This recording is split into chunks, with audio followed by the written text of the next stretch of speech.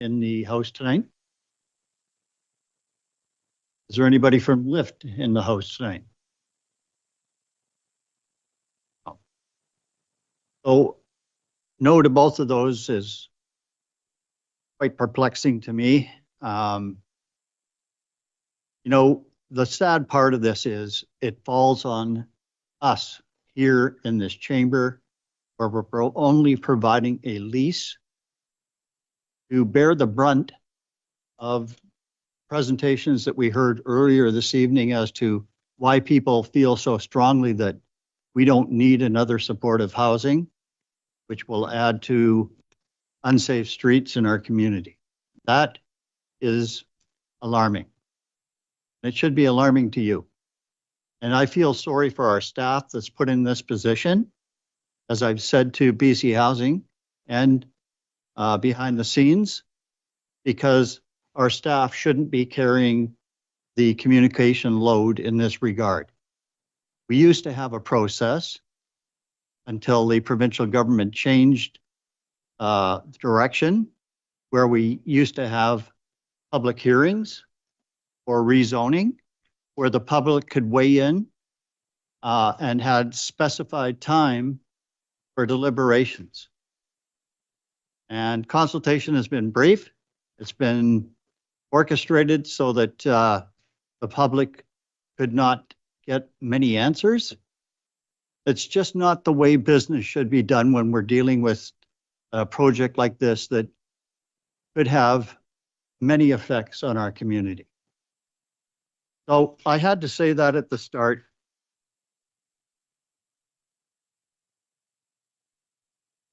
Just to be clear of where I stand on the issue. And I'm going to speak to, first of all, safety in our streets and safety in our community, because in my heart, when you accept this job, sitting up here and making these decisions, the number one thing that we should be thinking about is the safety, not only of the vulnerable, everyone in our community that's affected. And we hear loud and clear, I've heard loud and clear of many of the things that are going on out there that greatly disturb me. And that's not the Powell River when I moved here 42 years ago that I found. As the presentation from the chief tonight outlined, you've got to lock up everything these days. When I first moved here, that was never a thought. Doors were open, just like the community of Nanaimo that I grew up in. Things have changed, unfortunately. But we should all be thinking about safety, council, every second that we're in this seat. And we should never lose sight of safety first. Especially those of the taxpayers that provide the salaries that make this place operate. And the job that staff does. You, the public, pay for that. You should be concerned about your city, and you are. That's why you're here tonight. I applaud you for being here. I'll just let you know that all along in this process, I have voted against this development. For the simple reason alone, number one is location. We already have a 40-bed facility on Joyce. We have another one proposed a few blocks down the street that encompasses care for seniors. Our hospital, our complex, new subdivision, new multi-room complex for I think it's 150 people to live in. When those things were being proposed here and we voted in favor of them, there was never any thought that this was going to happen and be put in the middle of all of those developments. That's not fair to those developers. They shouldn't have to face this decision going in that neighborhood where they've spent millions of dollars to go forward. That, in my mind, is wrong. Please don't. Excuse me, I've got a few other Councillor things to Palm. say. Please don't. Councillor Palm. Sorry. I'm calling you to order. I have a comment to make. I'd like you to be quiet for a moment. I'm going to speak to the audience, and I would like the public to remain in the room. If you continue to have outbursts of noise, clapping, and a way to continue the meeting without the public present, okay? I want to go ahead. I would like to call everybody to give respect to all of the speakers, including Councillor Palm, and refrain from outbursts. I'm not going to spend all night talking about it. I'm just asking for cooperation. Councillor Palm, if you would like to speak to the motion on the table, that would be nice. Thank you. I'm not quite finished yet. As I said, I have a few things to say about the motion. So, as I've said, I've voted against this all along. Location number one, it's located under power lines. We shouldn't be housing people under those lines. As we all know, that's not a good practice. Number two, we eliminate parking at our hospital. There's no parking now during the day. You can't find a space. And the reason you can't find a space is very simple. Because of the 40-bed facility, hospital staff will no longer, a lot of them won't park behind the hospital as they once did, because they don't feel safe going out at night to get to their vehicle. That is a major issue. This will just compound, as we've heard from the sergeant today, the theft that's going on from vehicles and all the rest. There will be no parking anywhere around our hospital for the people that need it.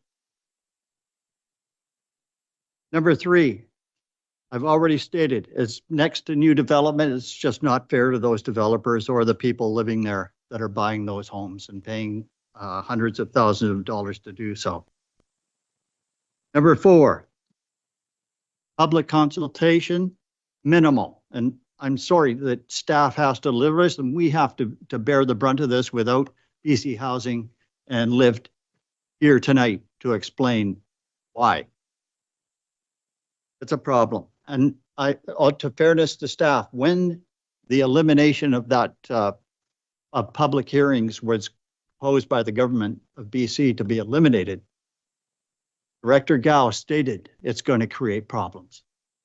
I appreciate those words. It has creating problems. Now, here's the crux of the matter with the motion that's on the floor to rescind.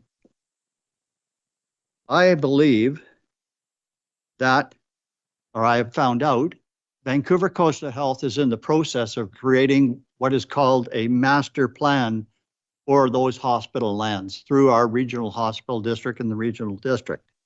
They've done so for one already in the lower coast. Ours is coming next here, and we shouldn't be weighing in on their vision, and they call it a health vision that they're working on and bringing forward that plan in short order.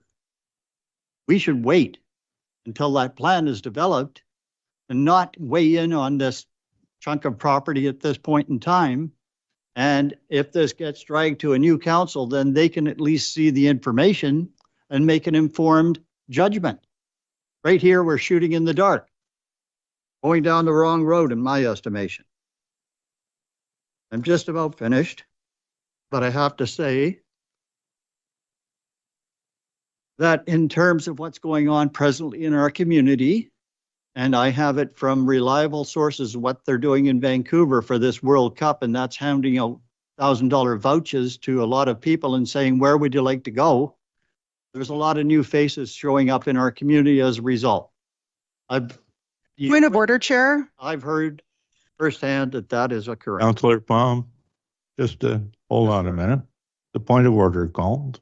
Well, Councillor Elliott, what is your point of order? Or Councillor Isaacson, sorry. Yeah, inflammatory, spurious comments defaming actors in Vancouver with no basis in fact I think it is not helpful to add that information to our discussion. No, it's a I'm not going to say that Councillor Isaacson has a point of order. I'm just going to suggest that you keep your comments to what you know to be a fact, as opposed to what you might have heard from somebody, and continue along and finish what you have to say. Fact as to where that information came from? No, Me? just go ahead and finish your comments, please. Okay, I won't go there. So, where I'm going with this is very simple. We've all heard the term "build it, they will come." That multiplies the problem.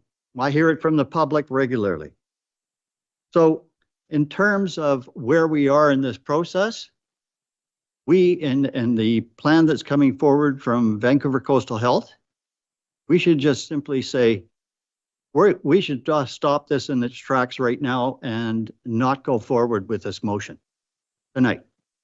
We should hold off. We should delay. And if council sees fit, I will make that motion after we've gone through the process of rescinding whatever, but we shouldn't be doing it right now. Thank you very much. Anyone else on the motion to rescind the bylaw?